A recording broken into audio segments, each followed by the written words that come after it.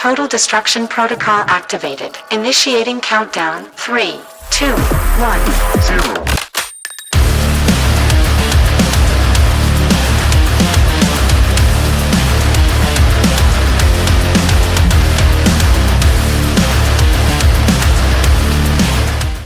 Welcome back, my friends. This is Danny Pete, and this is video 3 of my Easy 3 training system to give you a better aim so people can call you cheater, just like they call me cheater all the time now. What's up, guys?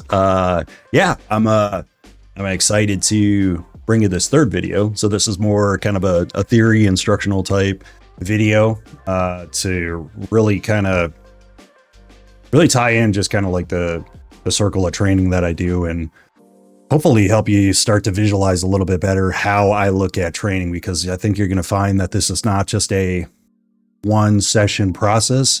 Once you start to see this system that I'm using and tying it all together, you're going to find out that you're going to be using it all the time. So it's a constant improvement kind of thing. So with that, let's go ahead and we're going to get into some recaps on the previous steps. So we walk into those first, and then we'll get into step 3. And then, yeah, I'm really excited to see how you guys start doing with all this stuff going forward. I think it's really going to be helpful. It's definitely helped some of my buddies out already, and it's taken my aim and shooting to a much more enjoyable level, to where I'm having a blast playing, and it's easy to tie into other games too. So, okay, well, let's get into it. So if we remember, going back to step 1 as a recap, you want to start to think about 3 targets when you're doing your aim train, wherever you're at. So ideally, you're just doing it on the target range, but this is where we're adjusting our flick, trying to get this correct. So, and the mouse sensitivity, like I said in the very beginning, in the options, it's kind of limited depending on what DPI you're using. You've seen my settings previously. I run 5000 DPI, and you could see up here at the top, my mouse sensitivity is basically 0 in the menu, which means I have no room left to adjust it. So that's where we're adjusting through input.sensitivity in the console command line in game. And then we're taking whatever number that we have listed there, we're plugging that into a calculator, and we're dividing it by 10. So we now know how much we could adjust up and down in a divisibility by 10. So it no longer matters what our mouse sensitivity was in the game options menu, because we're not using that anymore. And what we're doing with our 3 targets equally spaced is you're then going to start going in and you're going to check the game, or you're going to start your warm-up session where you put your cursor on the center target, and you're going to flick over to the left and right target at your normal speed that you would if you were going to acquire a new target, or if someone pops up in the frame that you got to shoot at next. And you're going to constantly test yourself with your flick left and right. When you check for your flick, you're going to pay attention to if you're under or if you're over. So if I flick and I land on target, that's considered center. If I flick, if I'm under, this is considered under. Your mouse settings are too low and your sensitivity needs to be raised up. So down here, your higher and lower. If we have my starting sensitivity here in the middle, 0.015, we know we're going to adjust by what we had in the calculator. I did it by 0.001 for simplicity's sake. Since, if I'm flicking and I'm landing under, this means I have to go ahead and start adjusting up on sensitivity until I comfortably feel my average when I'm flicking is landing on the target consistently. Then we know we have our flick sensitivity correct. And that's what we want to keep doing every time when we come into doing our aim train sessions. Test it left and test it right and see where you're at. Just keep doing that over and over. Play a couple times, do a couple PvP matches, do whatever you have to do, make sure you're warmed up, and then go ahead and start checking where you're at. And we're going to make that adjustment to get dialed in for step 1, which is your flick. So why does it truly matter when we're trying to get our flick correct? When we're first doing our training sessions, when we're trying to visually see if we're under or over. Well, the idea is this kind of works kind of the same way a golf swing works. Similarly, like you're constantly practicing, but you're managing misses. And if you play golf, you'll kind of understand what I mean by that by any range session that you ever do, or anytime you're ever on a course. You know, when you're playing, if I go to flick on a target and I land way under, or if I land way over, I have this much extra time that I need to adjust onto my target before I could start taking shots that matter. And if the other guy is doing it quicker than I am and he's on target, the chances of winning that fight are now that much lower. So we're trying to minimize the amount of space needed to actually get onto our target from when we actually flick. So if you're already on center and you know you're consistently hitting within the mass of the target, then you really don't have to adjust for anything. You could flick over and immediately start to just take shots. And that is what's going to help you win fights. That is what gets me accused of scripting and cheating all the time. All it is that I'm doing is I'm constantly training my eyes every single time when I do a flick. I want to scan over and pay attention to if I'm under or if I'm over and adjust out of that so that I feel more precise for the day. And it's something that we're going to do. You're going to do it pretty much every time you go to the range, every new day that you play. This is something that you're going to look for and potentially adjust for. So now looking back on step 2 of the Easy 3 system, this is where we were talking about adjusting for recoil and basically our aim down sight sensitivity and looking for anchoring versus slicing. So similarly to in step 1, how we're looking with flick, and we wanted to constantly train our eyes to see if we're under or over on a target for a day and adjust for that to get on center as quickly as possible to minimize movement when we're trying to hit our targets. We're doing the same thing with our ADS, or basically adjusting for our recoil. And that's, that setting that we're talking about is in our Rust menu. ADS is controlled by your aiming mouse sensitivity. And to get the console command, I just type in input.ads and usually it pops up. You can see my number was 0.445. Same thing. We're going to punch that into a calculator, divide that by 10, and then go ahead and plug it into a table so we can see what our adjustments are. And those adjustments are each one that I'm going to keep raising or lowering my sensitivity depending on what I'm seeing. So if we remember, let me go ahead and turn on my pointer trails here. So to illustrate this a little bit. So if you flick over to a target and you start your recoil and it seems like your cursor is stuck, no matter what your crosshair, no matter how much you pull down on the mouse, you just can't get it onto target in time. Well, that's what we're calling anchoring. Eventually what happens is you're stuck like this, you're pulling down on the mouse, and then you run out of desk space, and eventually you get drift off like this because you had to lift up the mouse while you're still in the middle of your recoil. And then your shot pattern is basically toast. To get out of anchoring, you want to adjust so that you want to adjust for a higher sensitivity. So you keep raising your sensitivity so that you do get more pull down availability with your recoil, with your ADS. I usually don't like to start from that setting. I prefer if we have the other situation going on, which is you get on target and you notice that your recoil is kind of slicing like this. You're recoiling good, you slice back down, you slice again, slice, and then eventually your cursor or your crosshair kicks way up to the right or way off target.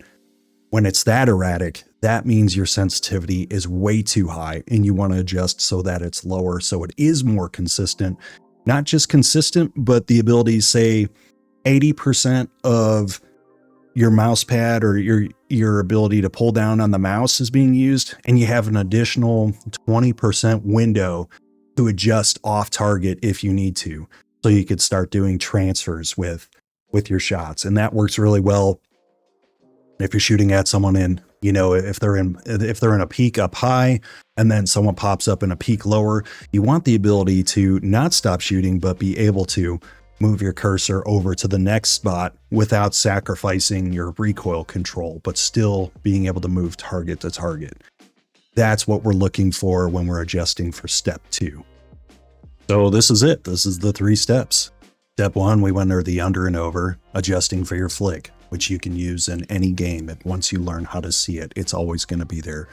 Step 2 is a little bit more rust specific, but still works for other games as well, which is adjusting for your recoil or your aim down sight sensitivity, looking for anchoring versus slicing to tell you what your mouse is doing, telling you if your sensitivity is too high or too low based on the movement of where your mouse is at after you flick. Step 3 is the infinity loop, which ties this all together. But remember, as we start to explain that one a little bit more, just remember this system. This is really going to help you out. I could take this system, I could take this with any player and just watch the recoil patterns and use these same steps that I've given you in these videos and make anyone a better player with this.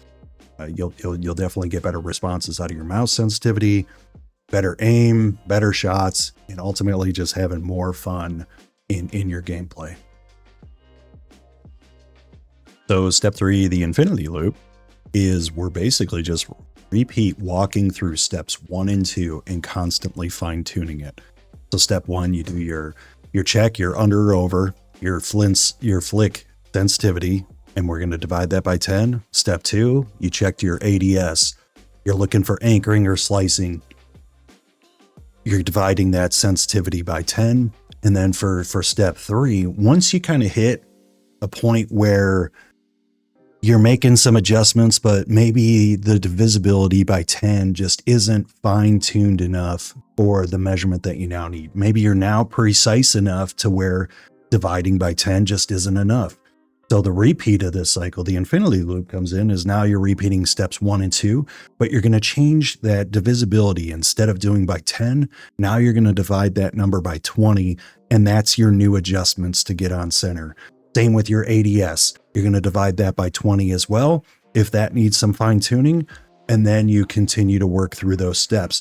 So that's why I call it the infinity loop, because you're constantly in a cycle of constant improvement. It never really stops because your eyes are always looking for the adjustments that you need. You're always going to see if you're under or if you're over. You're always going to see if there's anchoring or if there's slicing in your recoil, and you're going to fine tune those adjustments so that you can be as precise as possible when you're taking your shots. So taking a further look at the infinity loop and kind of what this should feel like as you're moving through it. So for our sake, just think of it as 3 different loops, even though it, technically as you advance through it, it really never ends because you're constantly looking at the steps of adjustment. But in loop 1, kind of what to expect is you should really, they're kind of the beginner stages, or you should be a beginner when you're first learning. So you're building that Easy 3 understanding, and you still need to kind of reference some of the Easy 3 vids. Your flick and ADS divisibility is going to be by 10, and you're going to fine tune this for a while until you kind of hit your growth max, or until these adjustments that you have by 10 are no longer sufficient, and you need finer tuning to be able to move on and get more precise. And that's where we'd move on to the next loop, where this is more of kind of this is what I consider to be more advanced. So in the advanced stage, or loop 2, you can start to see Easy 3 without any help. Your flick and ADS divisibility is by 20. And then you're going to keep fine tuning until you hit your growth max with those 20, and then move on to the next loop. Loop 3 is what I consider kind of like a mentor stage, or you've reached a mentor level of training with this system. Now you can basically teach the Easy 3 system, mentor it. Your flick and ADS sensitivity is probably divisible by 30.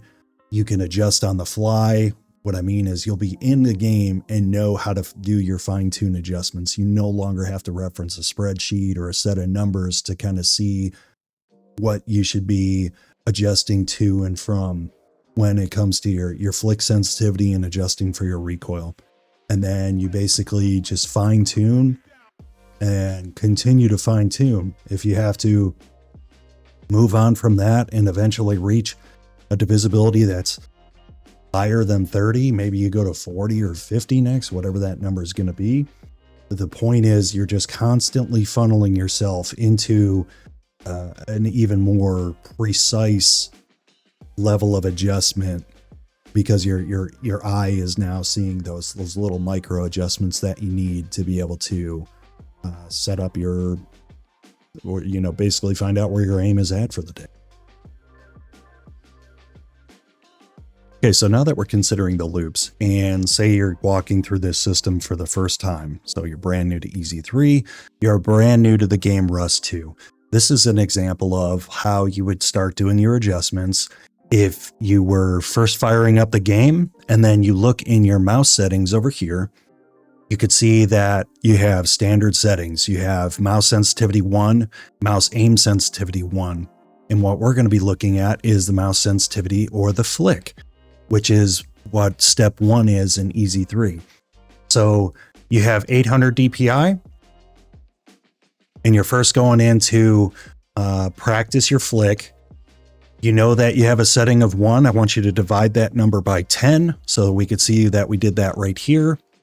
Now we know our adjustments under and over. So you're going to go ahead and you're going to practice your flick. Okay. So let's say you're going in, it's your very first time, you're going practicing, and you practice flicking from the center target over to the left. And you notice that you're consistently falling short. You're consistently falling under every single time.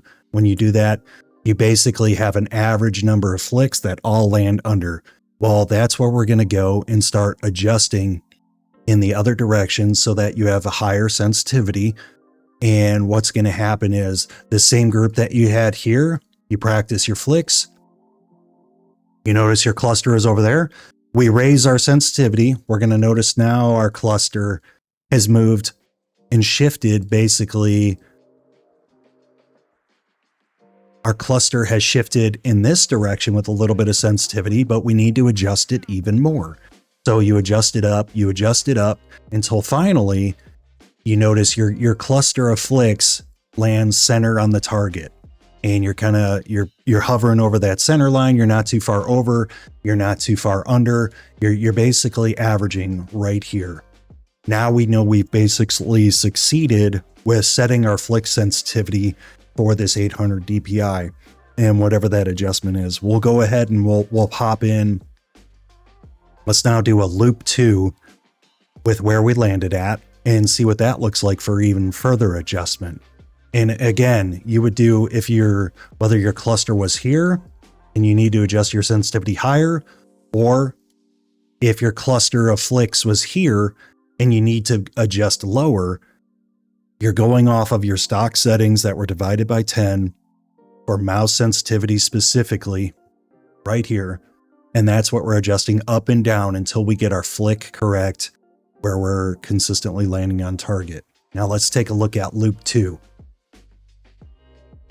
So continuing step 3, we're now in loop 2.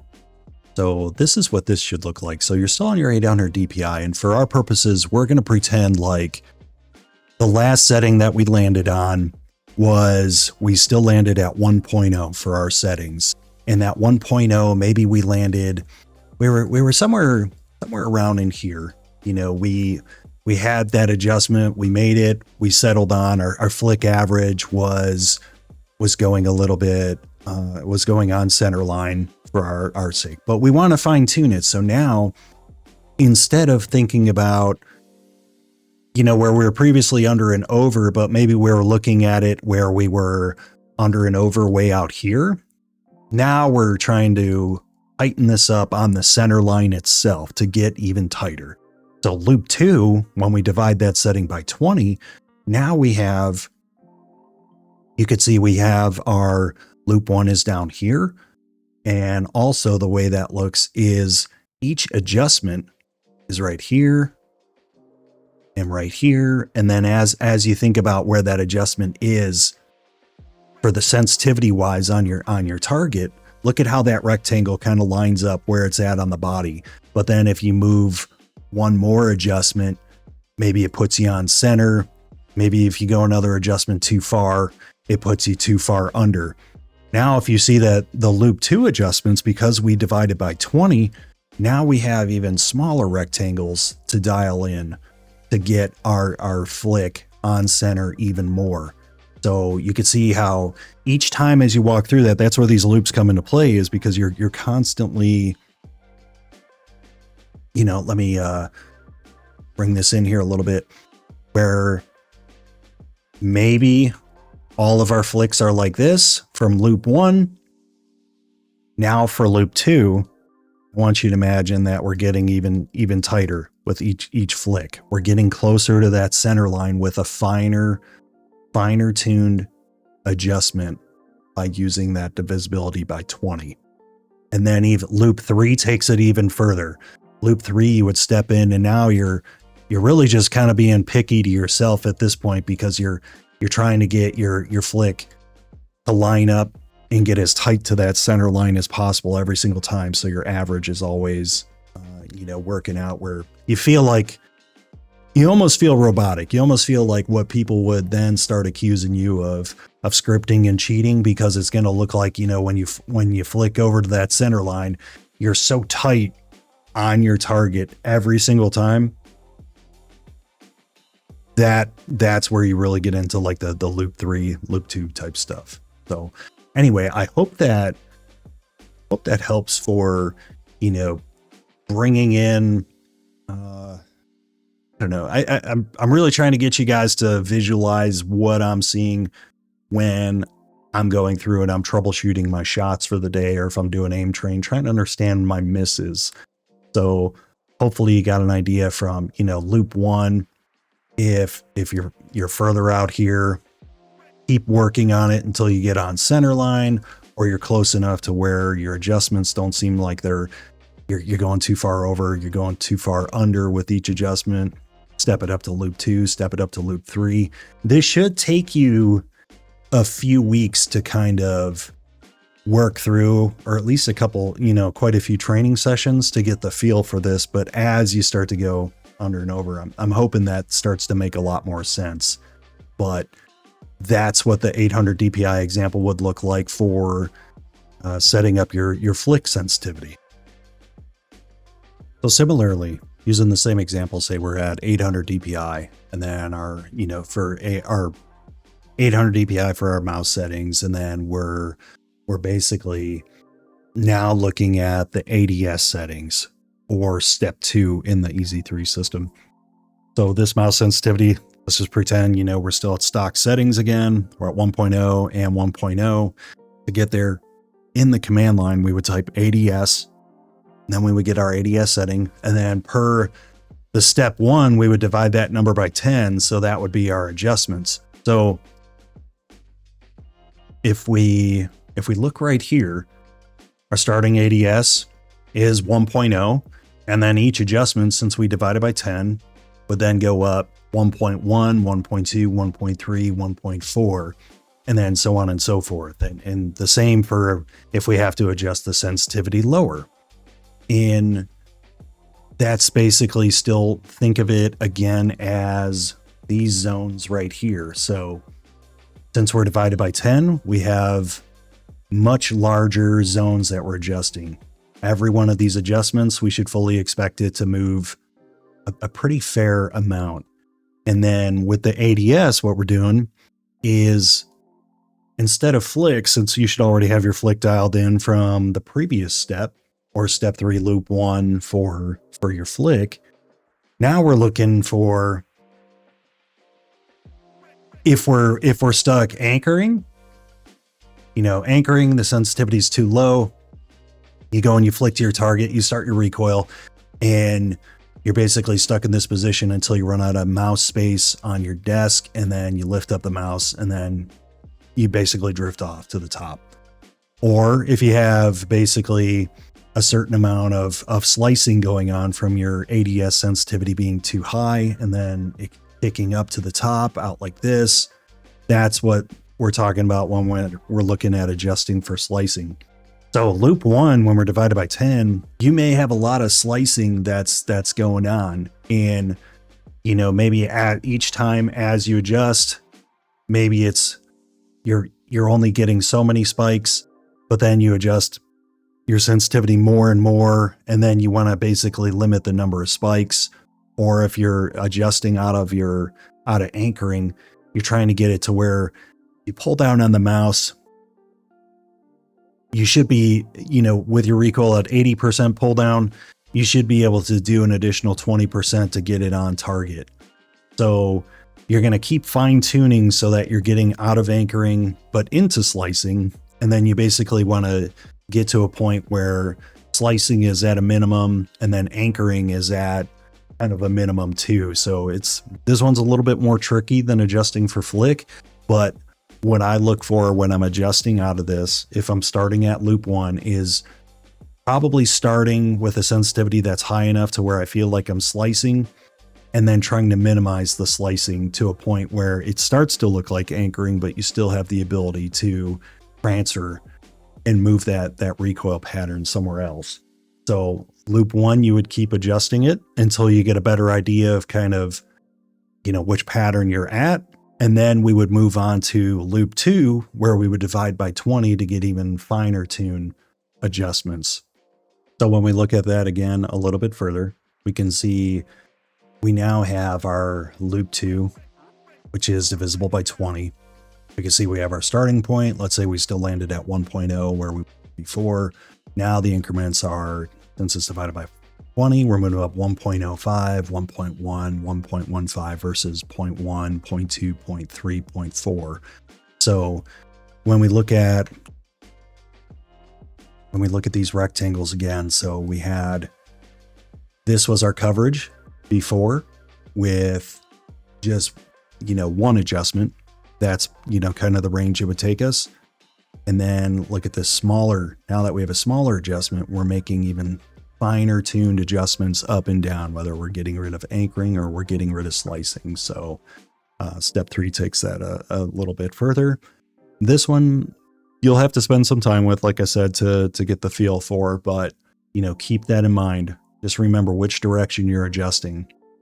If you feel like the mouse is stuck when you're doing anchoring and you feel like the mouse is stuck, you're stuck in recoil no matter how hard you pull down on the mouse, eventually you run out of desk space.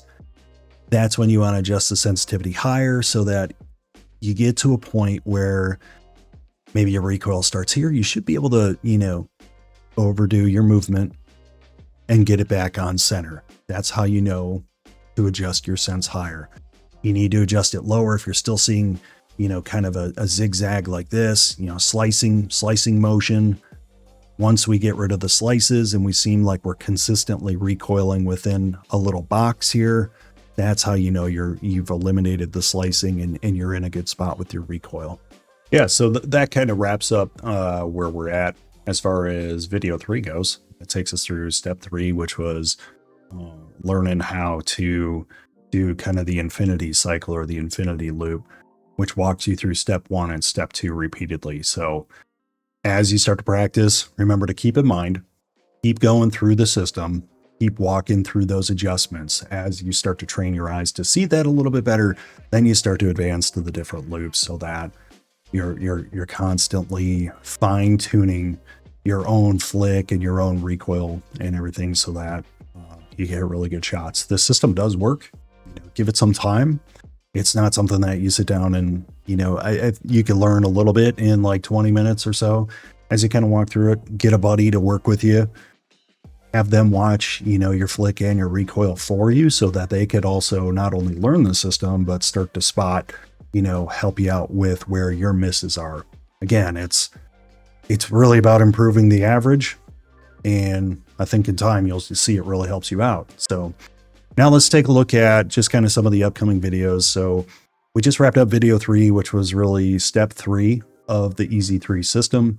Next, we're going to get into some practice cycles. I'll kind of walk you through just kind of a practice routine that I do to get kind of warmed up, whether it's I'm just messing around and I'm just looking to practice for the day, or if I'm looking to do a quick cycle before I hop on a wipe. And then another video after that, we're going to get into some advanced tips for Easy 3. Some things that I've noticed that, based on other feedback from other players, some things that I think will help improve everything too. Then I have more videos 6 and 7 that'll be coming later.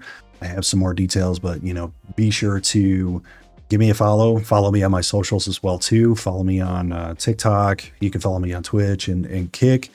It's Denny Pete across all those platforms. I would say I'm the most active on TikTok. If you need to reach out, or if you start using this system and you want to tag me in the progress that you're doing, post a video, tag me in it, and I'd love to see how you guys are doing. I'll definitely comment if I'm tagged and offer you some feedback. So anyway, I know this was a lot more talking and a lot more, call it classwork, but I really appreciate you guys taking the time to watch this through, and we'll see you next time.